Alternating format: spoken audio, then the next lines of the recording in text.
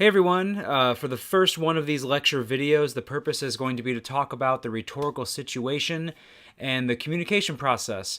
So some of this may seem a little bit familiar and maybe even a little bit rudimentary or redundant, but hang in there because in my opinion, when we study very carefully how communication happens and the circumstances in which it allow it to happen, we can understand a lot more about how to craft meaningful and I guess effective text. So that's what we're going to talk about. Let's dive in. So, as I've said before, and some of these ideas might be a little bit repetitive, but trust me, sometimes a little repetition doesn't hurt anybody. So, the rhetorical situation, simply put, anytime we communicate from one person to another or from just us to the heavens, whatever it might be, there are some pieces in place that make it happen.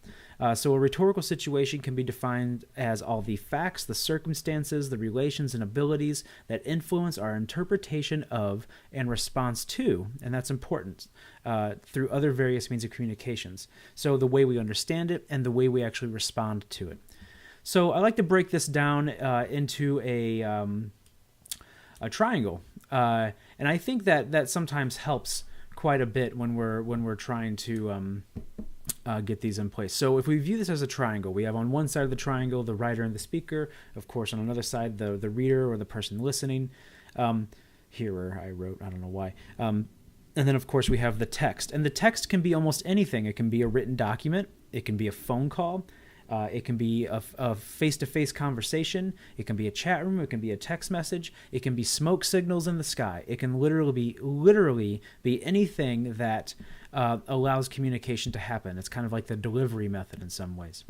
So all of these things have a relationship with one another. So the writer and the text may have a relationship, like my investment in communicating, the reader's investment in communicating. The writer and reader have a relationship with each other. So maybe you're speaking to your boss, maybe you're speaking to a friend or a colleague.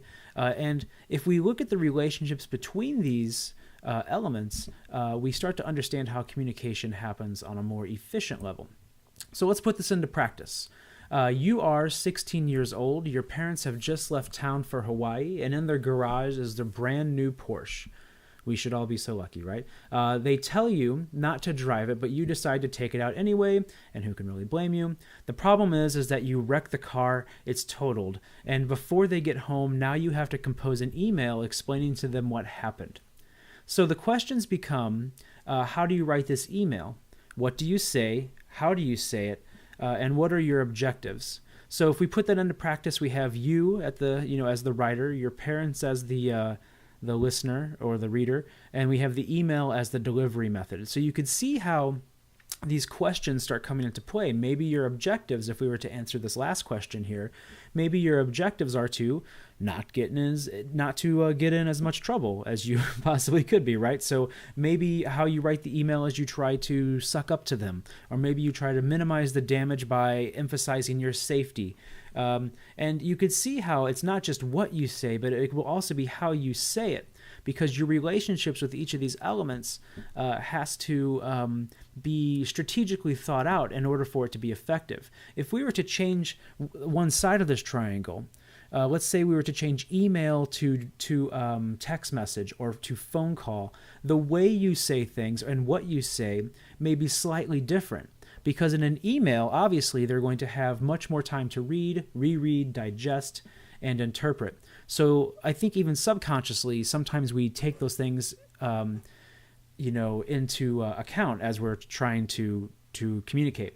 Let's change another side of the email, and now instead of you writing the email, now it's your bratty 11-year-old brother or sister. And so you can start seeing like what changes. Now maybe instead of minimizing the damage, they're trying to maximize the damage of you getting in trouble. So obviously, these relationships matter. These are very, people might think these are very, obvious things, but I think once we put it in front of us and we start, studying it a bit more closely, then we can start, applying these things professionally too in more careful ways. So to sum up there, the way we communicate shifts when any other factor shifts or changes. So for example, the audience of a manual. If you've ever put together Legos recently, you may have noticed that Lego manuals have no words, they're just pictures. And I think there's something simplistically beautiful about that we can just put something together without any textual communication, just pictures. This part goes to this part and this part goes to that part. Comparing that to so Legos, obviously for children, if we were to compare this to my recent experience of putting together my brand new gas barbecue pit, which was probably one of the worst manuals I have ever had the experience of reading ever, we would be able to see how the communication is shifting. Essentially, the manual for my gas barbecue pit probably was written for a NASA scientist, because I had the worst time ever putting this together. It said approximate completion time about 1 hour. Oh, it took me about 7. So I don't know, maybe I'm just really bad at barbecue pits. Anyway, okay, moving on.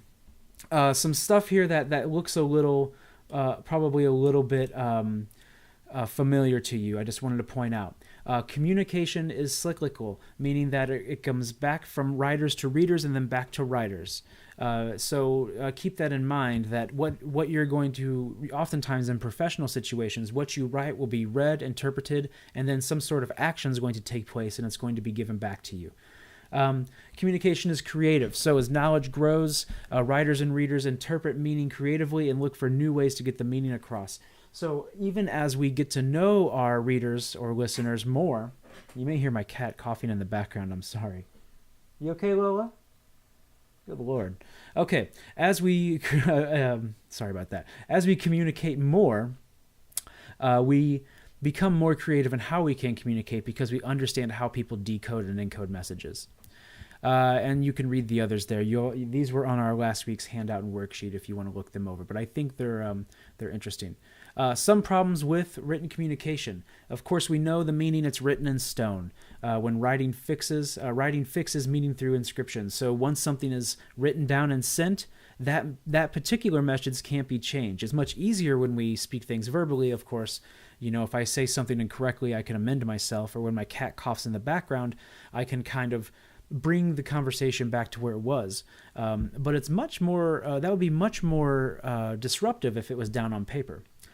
So it would create a communication breakdown. So that brings me to point 2. The document itself brings in a communication breakdown between communicators. And essentially what that means is that as readers and writers, we have to, at some level, not just interact with the reader, but we're interacting directly with the document and not each other. So I think that's pretty important. Professionally, documents have a particular format, and sometimes we have to learn to communicate effectively within these formats. If you are going into like engineering, computer science, things like that, a lot of times you will have to fill out and fit your information into prescribed forms. It doesn't mean you can't be creative, but it does mean sometimes you have to be a bit more creative, actually, in how you actually communicate what you have to communicate. So yeah. So how do you overcome these issues? We just have to simply, as writers, be aware. So what is the purpose of what I'm doing? Who is my audience? What do they need? How should I present it to them? What content should I use that will fit the needs of my audience and their aesthetics?